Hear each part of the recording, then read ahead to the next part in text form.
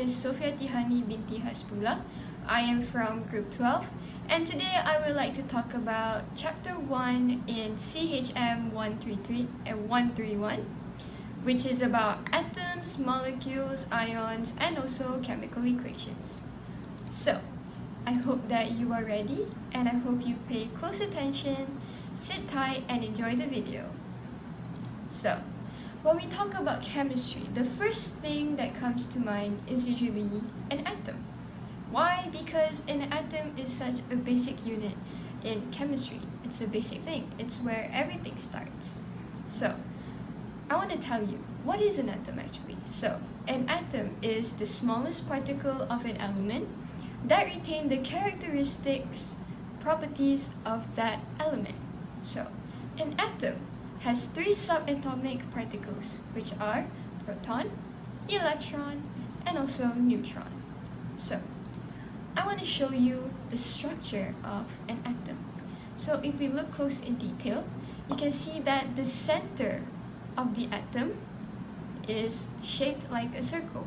We call that the nucleus. So, the nucleus is made up of protons and also neutrons.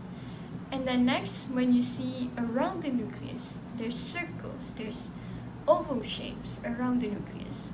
So, this is what we call the electron shell. So, in this electron shells, there are electrons that orbits around the nucleus. We also have valence shell. Now, what is a valence shell? It is basically the outermost shell of the atom. And at the outermost valence shell, so we have electrons called valence shells. Next, whenever there's chemistry, there is also the periodic table of elements. So, this periodic table of elements was first created in 1869 by Dmitri Mendeleev. So, over time, as time passes, scientists and researchers have dedicated their lives into finding new elements every day to use in the future.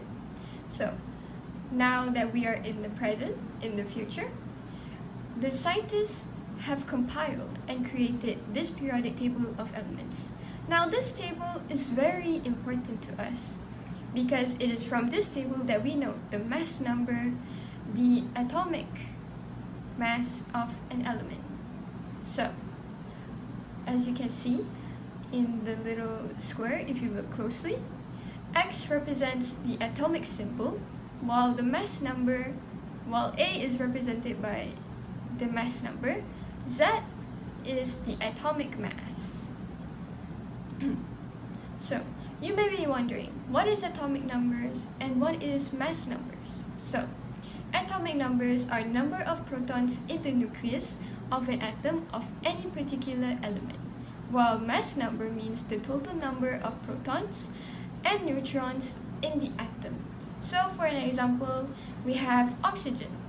From there, we get to know that atomic number of oxygen is 8, while the mass number is 15.999. And then we have ions. What are ions? So, ions is an atom, or maybe a group of atoms that has a positive or negative charge. So, we can split it into two. There are two types of ions, anions and also cations. So for anions, it is negatively charged, and it happens when a neutral atom loses one or more electrons, while cation is positively charged. And this happens when a neutral atom gains one or more electron. We can also split the type of ions into two again, which is monoatomic ions and also polyatomic ions. So, monoatomic ions means it contains only one atom, while polyatomic ions contains more than one atom.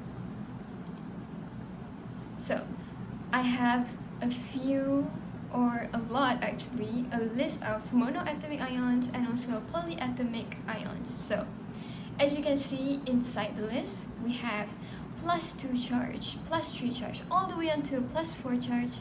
We have positive and negative And then if you look closely, there are a lot. So these charges and ions is important for us to memorize, especially as a student, because these ions and also charges will be used when we construct or form a chemical formula. So the next thing I want to talk about is the relative atomic mass, also known as RAM. So what is it? Basically, it means the average mass of an atom of the element compared to 1/12 of the mass of one carbon-12 atom. So it sounds complicated, but let me visualize it for you. So as an example, we have one atom of helium, and that we can compare it to 4 units of carbon-12 atoms. So what does it all really mean?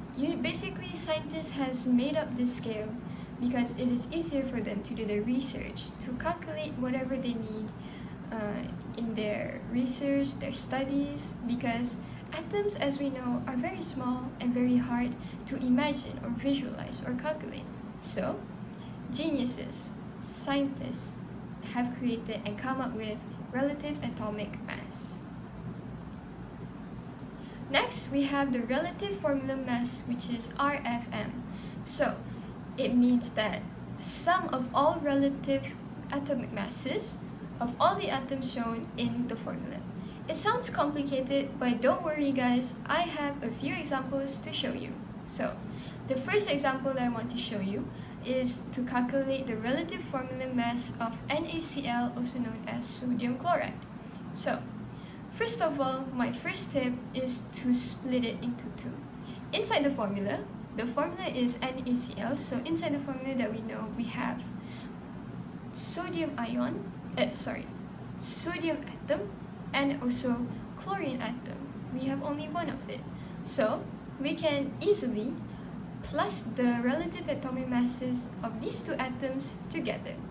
So the relative atomic mass for sodium is 23, and for chlorine it is 35.5. How do we know that? Like I said earlier, we can refer to the periodic table. And as you can see that I have put there, sodium and chlorine, they have a lot of decimal places, but usually we round off the value first and use that value in all of our calculations. So back to the formula, 23 plus 35.5, we can get 58.5, and that is the relative formula mass for NaCl. The second example is to calculate the relative formula mass of zinc chloride. So as you can see, if you look closely, there is a number 2 at the chlorine atom. So what does it mean? Actually, it means that there are 2 atoms of chlorine inside the formula. So step 1, again, break it down first. As we see, zinc, there's only 1 atom of zinc. So we can instantly put 65 because that is the relative atomic mass for zinc. And then for chlorine, we have to multiply 2 with the relative atomic mass of chlorine. So that way, we get a new value, which is 71. And finally, we can add them both together, 65, 71, we get 136 as the relative formula mass. So for the third example, we have to calculate the relative formula mass of aluminium sulfide. Okay, so it looks complicated, but don't worry, it is actually very, very simple. Like I said again and again, break it down first. So as we can see, there are 2 aluminium atoms over there. So 2, we have to multiply with 27, the relative atomic mass of aluminium. So, and then after that we see sulfide. We see the bracket, as you can see over there. So first, my tip is to ignore whatever there is, like the bracket and the number outside the bracket. Ignore it first, but solve whatever is inside the bracket first. This way we can avoid calculation, like mistakes in calculating, basically. we can avoid that. So first, look at whatever's inside the bracket. As we can see, we have 1 atom of sulfur and 4 atoms of oxygen. So solve that one first. As you can see, I have put in the equation. 2 multiplied by 27 plus with 33 bracket 32 plus with 16 times with 4. So after that, you will get 16 times 4, you will get 64 and also 32. So add them first together and then we will get 96. So what do we do with the number outside the bracket? So basically, we have to times the number outside the bracket with 96. So the number outside the bracket is 3. So 3 multiplied with 96, you will get 288. So now that we have solved all of it, we have multiplied it all, we have simplified it all, we can finally add them together. So 54 plus with 288, we get the relative formula mass 342. So that is all that I have for this video. Thank you so much for listening. I hope you understand and have a nice day, and thank you so much.